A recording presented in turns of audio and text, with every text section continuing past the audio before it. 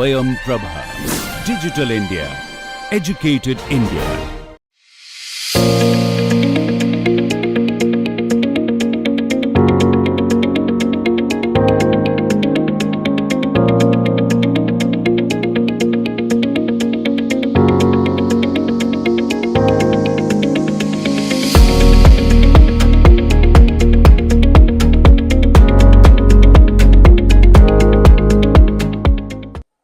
Welcome back.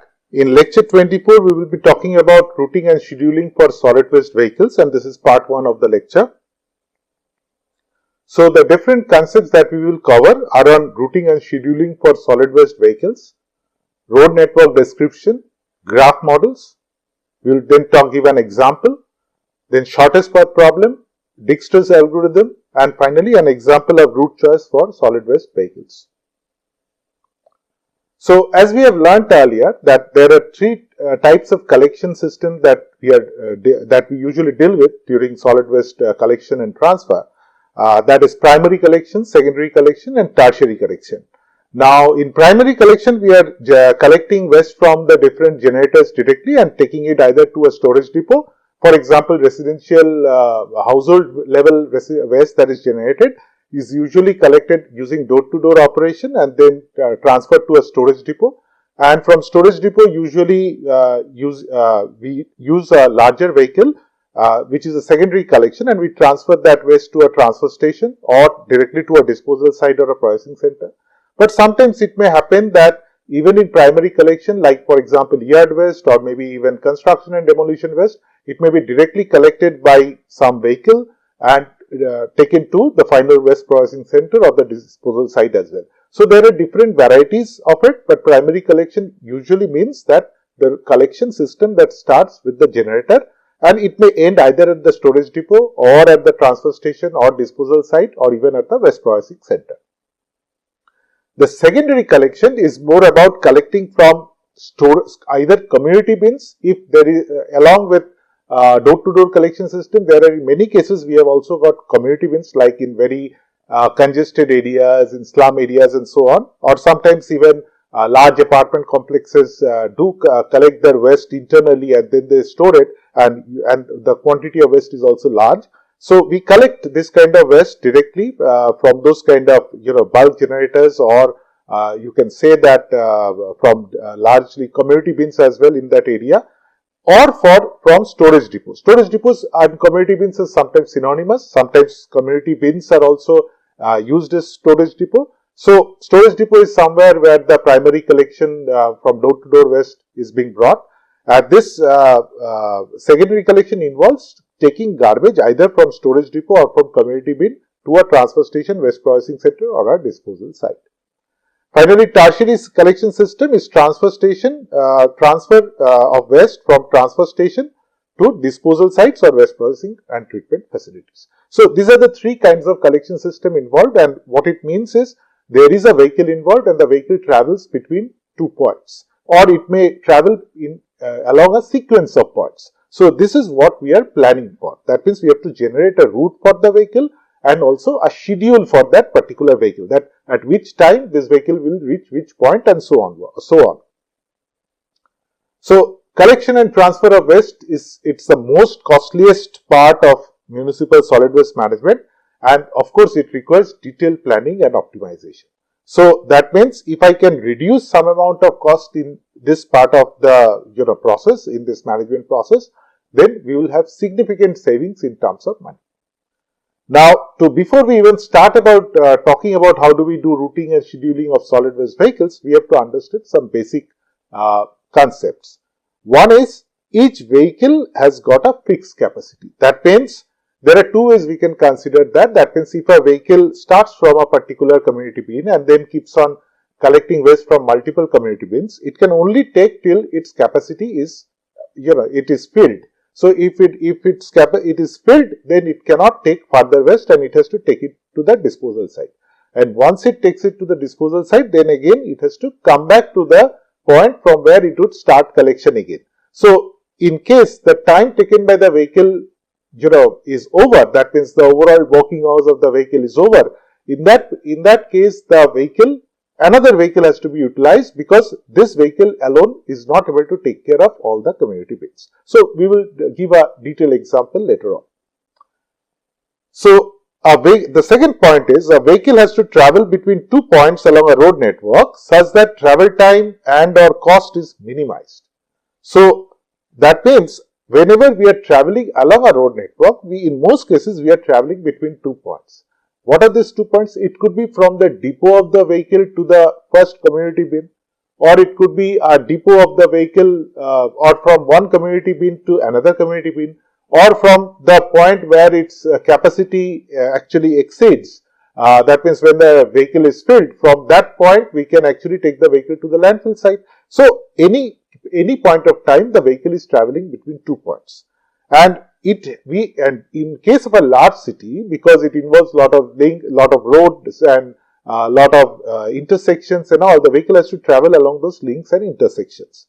So, we have to make sure that the vehicle has to, when it travels between 2 points in a road network, we have to make sure that the total travel time or the cost is, it could be like the fuel cost or the distance, as per the distance the vehicle will consume fuel. So, we have to make sure that it doesn't travels extra. So, we have to find the shortest path or the smallest route from the first point to the second point.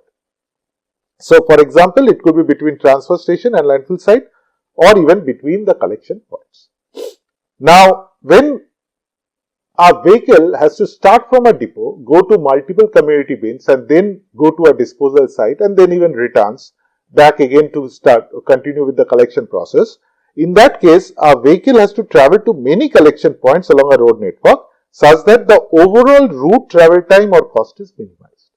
So, that means it's not only traveling between 2 points. So, we are minimizing the travel time or the distance between 2 points, but it also in what sequence we should select these travel points so that the overall journey of this particular vehicle is minimized. So, that is the second part. So, that is a vehicle has to travel to many collection points along a road network such that the overall route travel time or cost is minimized. So, for example, collection from different community bins in an area and then taking it to a landfill site. So, the overall route time, it has to be designed in such a way so that the overall route time taken to traverse this overall route is minimized. Not all sites are accessible at all times of the day. So, there may be a lot of restrictions with some sites. For example, in certain areas, garbage vehicles or even larger heavy vehicles like lorries and all are not allowed at certain times of the day. So, that's a restriction. So, we have to only reach there after a certain time period is over, or maybe in the evening or so on, right. So, that means that also needs to be considered. If I am planning a route for the vehicle, I have to make sure that this vehicle will reach that point after a certain time. So, maybe that also needs to be considered when we plan for the route. So, there could be time restrictions as well, and sometimes what happens is some links are one way. So, we cannot take the vehicle along those route. So, accordingly we have to also change that. So, not all sites, similarly not all roads are also accessible throughout the day. So, that is what is said over here. That means sometimes roads are not accessible because it's designed as a one way, but sometimes because of road width, some vehicles cannot go into a certain road, or sometimes because of road maintenance, some roads are closed. So, these are the things which we have to keep in mind when we design a route and schedule for solid waste collection vehicles. Now, where do we start? The first starting point is to first determine the road network, or first to describe the road network. So, as we can say that if I have a GIS map of a road network, our first job is to convert it into a system of links and nodes. Why? Because at the end of the day, the computer doesn't understand what is the road, what is its effect on the width, and so on. So, we have to actually convert it into in a format where the computer understands, and we can do mathematical calculations with those values. For example, every link has got a start and an end point, and also there is a distance or a time attached for this link, right. So, we are giving some properties to the link. Similarly, every node is connected by certain links, or it has got a certain location in a space. We can determine that using giving it some properties. So, these are the things that we have to first decide on. So, what are links? It's the segment between two intersections or two adjacent nodes in the network. So it's any segment between any two nodes. But what are these nodes in that case? So a node can either be described as a point of interest, for example, the location of a community bean, or an event, or a zone centroid. For example, a landfill site may be taking up, a huge area. So when I say the road to the landfill site, it would be to the centroid of that landfill site, right? That is what we assume. So it could be a zone centroid, or it could be the intersection point of two segments within a network. That means when two roads intersect, that point is also a node. Why? Because here you can take a decision, should I go on the left side or the right side, or we will continue in the front straight through that particular intersection, or through that particular node. So a node is a decision point, we can say. That is, from that point we can again change direction, or we can stop there. So that means we can either stop there or we can change direction. So it's a point where we can we have to take a decision. So that's why it's different. So coming back to links, physical and functional characteristics of the link can be assumed to be homogeneous. That means if I have a very long road, one part of the road is 2 lanes, whereas the other part of the road is 6 lanes. In that case, I will consider them as 2 separate links. So usually a link is designed in such a way so that we can assume that to be homogeneous in terms of the average speed of the travel time along that particular link. Similarly, in case of nodes, as we have discussed, that this could be point of interest or could be intersection. So we have to design which is a node and which part would be the links first and we have to convert a road network into a link node diagram. So the road network is abstracted as a coded network to facilitate processing via computers. And all these link characteristics and node characteristics are entered. For example, location coordinates, connecting nodes, link travel time and distance, level of service, capacity, facilities along that particular link, geometry of the link. These are all coded for this particular link. For node characteristics, location coordinates, connecting links, time restrictions, size and capacity restrictions, all these things also are considered. So these are the different characteristics that we consider, and once these are all coded, we have to make sure that once we are processing this information using a computer, there is different entry or exit times in a link. That means if I have got a link and then the link continues, there is an entry time of the vehicle in that link and then there is an exit time of the vehicle to the link. Similarly, for a node also, there is an entry time and exit time. For example, if I consider this node as an intersection, that means it will take some time in the intersection for the vehicle to travel. It may be, we can also consider it as 0. Similarly, if it is a solid waste community bin, in that case also there will be a time taken for the vehicle to park, load or unload into that community bin and then again move on from that community bin. So that also will take some time. So this actually we have to enter these values, or we have to make sure that there is an entry and exit time for each node or each particular link during the calculation process.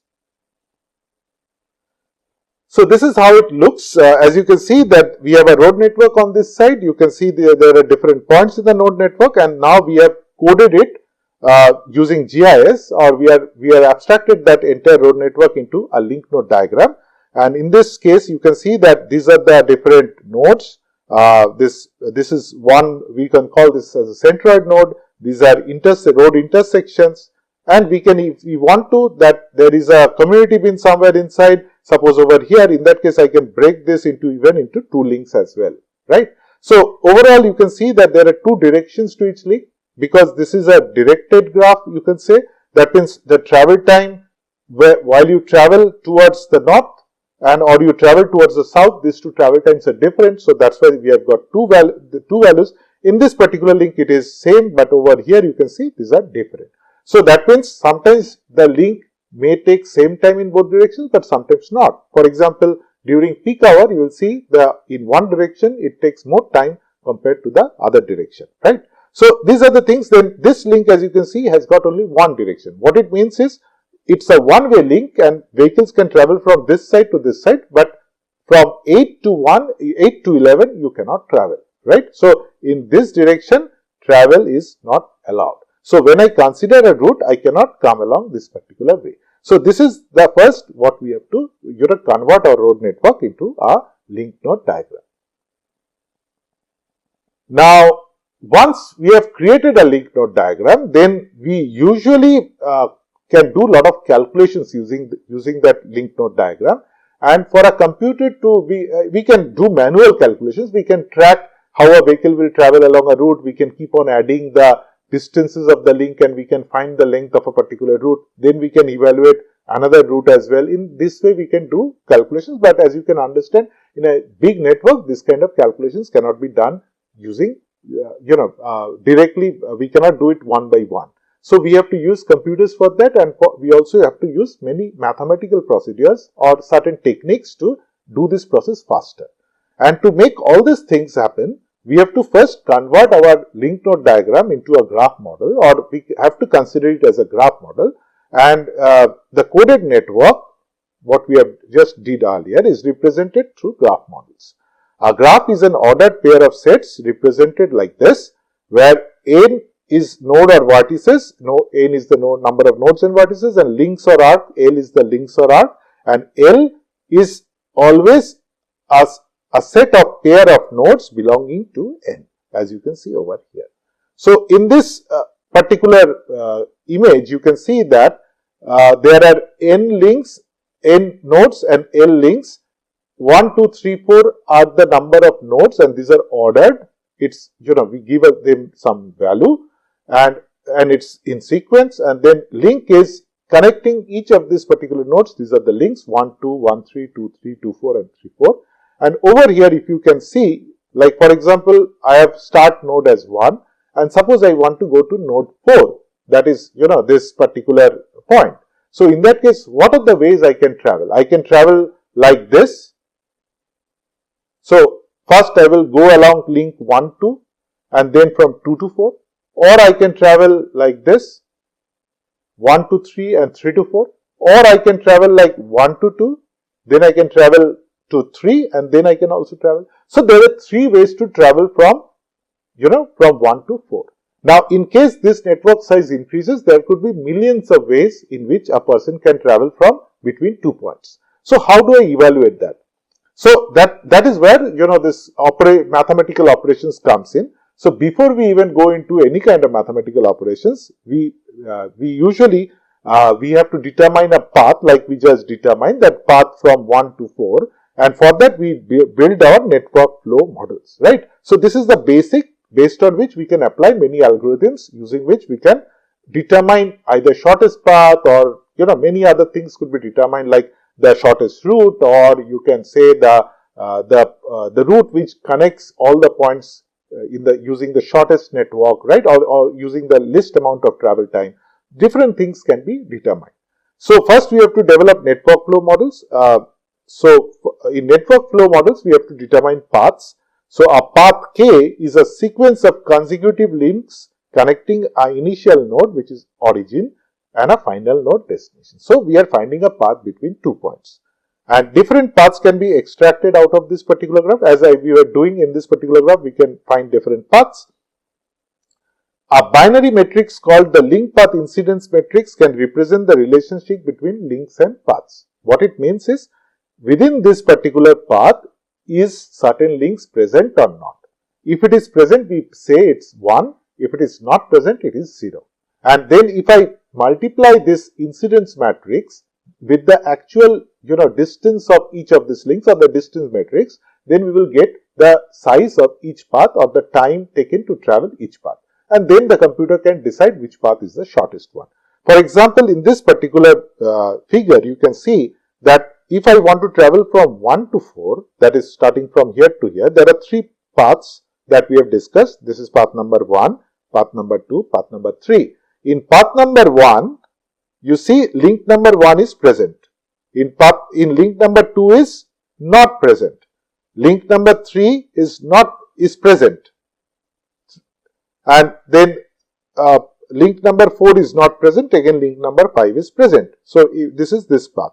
In path number 2, link number 1 is present and link number 4 is present. The other links are not present. So, in this way, it's easy for the computer to understand how to compute which paths will include which links, and accordingly, and it can take decisions that when it reaches the end of a particular link, it can take a call if it is connected or not. If it is not, then it will find the path which is connected and then make it into one. So, in that way, it will keep on generating the options, and the computer does it in a repetitive way. So, that's why in this way, if I code it, I know that which are the links considered, and this is one option. And we also can track until which part the computer has has taken a decision, and then it will take another decision after that, or it will branch from the decision, right? So, in this way, we can actually decide, and network flow models helps in coding the entire network in such a way so that we can easily determine the overall path cost.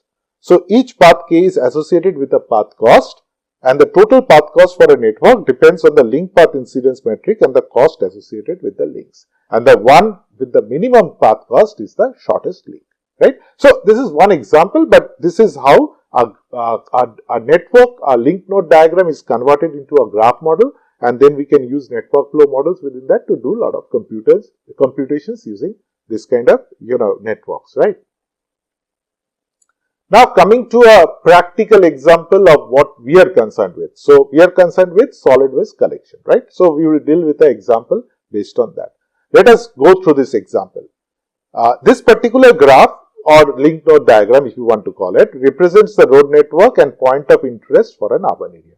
Point of interest over here is nothing but community bins,